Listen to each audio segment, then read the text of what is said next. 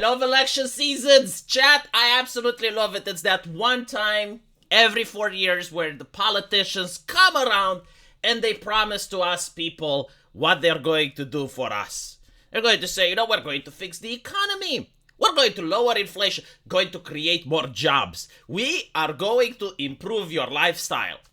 But I was actually curious now because I know the agenda is the complete opposite. It's like, no, we're actually going to raise your taxes. We're going to take away your gas stove. We're going to take away your car. We're going to take away your farmland.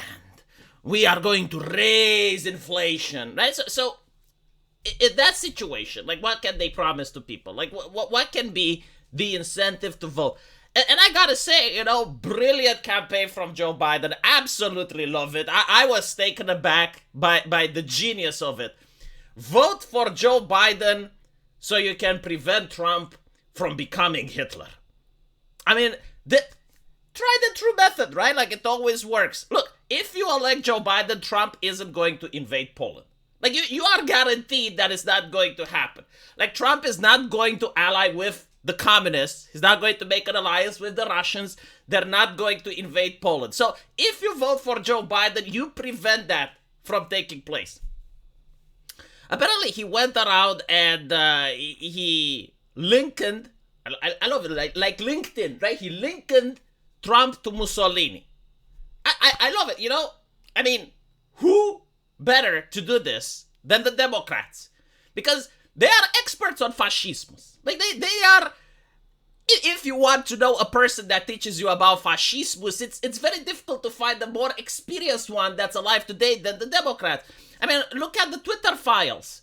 Look how expertly they have stamped down on the Hunter Biden laptop story.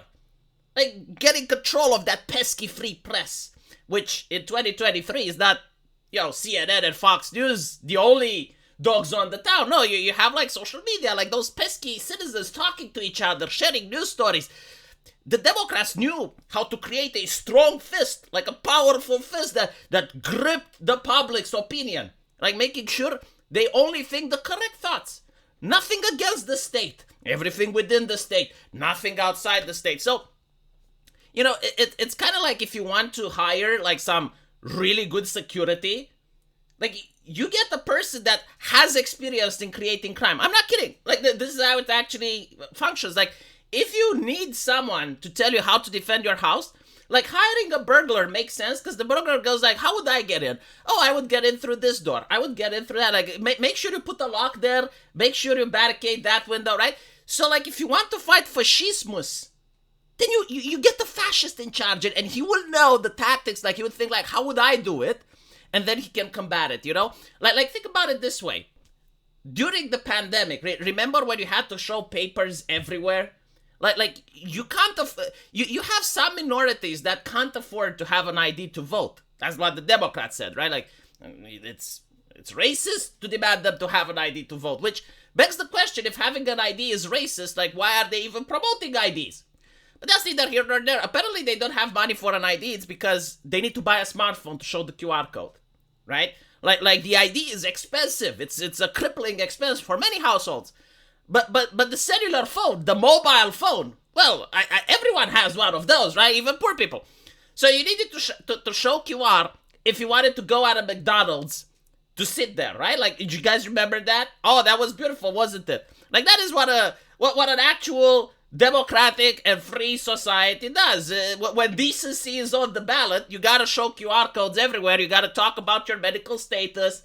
Remember when, like, in the Roe v. Wade case? Do you guys remember that? I remember Roe v. Wade. Wasn't that long ago. Apparently, the justification for it was that the government cannot ask citizens about private medical information. Like the medical information is just between you and your doctor. That was the rationale for Roe v. Wade.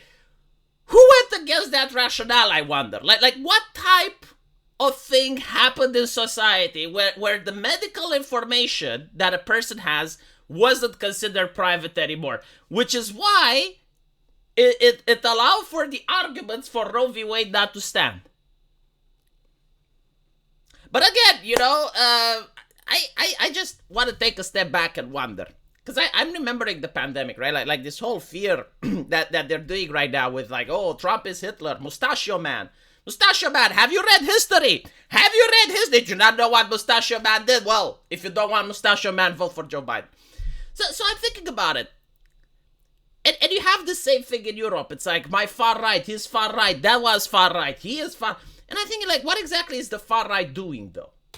No, seriously, like, imagine you live in a country and overnight a far right government takes holds. Like it did in Argentina.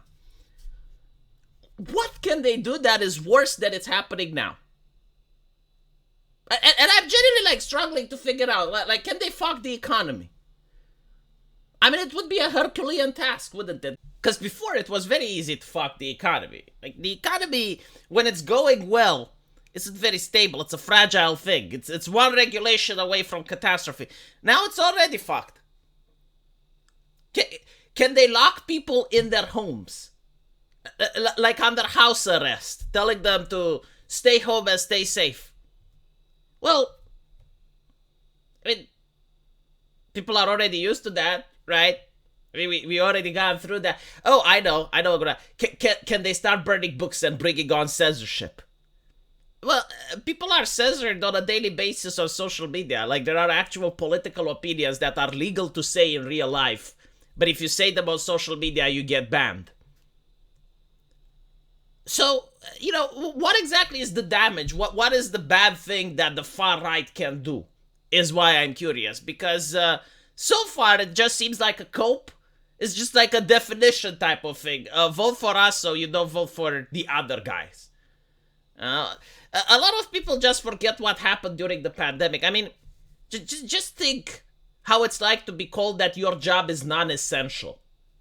Like your lifestyle, your livelihood, the service that you provide for the community is non-essential. Meanwhile, you look at the television and you see the late night comedians and they are essential, right? The journalists, they are essential. The politicians, they are essential. But you're not essential. No.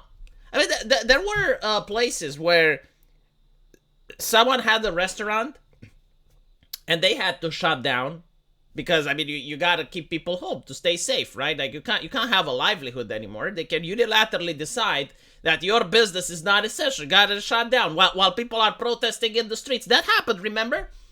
And in this particular case, it was in California. Her restaurant was closed because it's a super spreader. Literally across the street, I remember reading that story, I couldn't believe it. Literally across the street, another restaurant was open because they were filming a movie.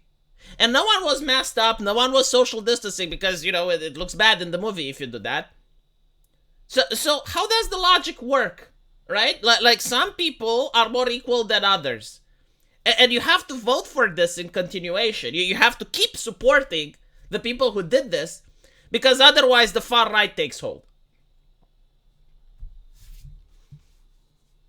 I mean, you know, I do understand that this is their talking point. Like, what else are they going to promise?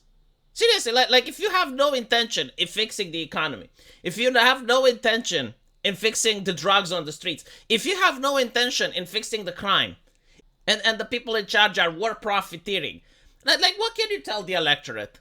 And ironically, like what can you tell? Why should they vote for you?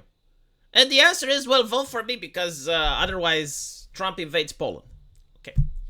Let me know what you guys think, and as usual, I will see you in the comment section. Take care.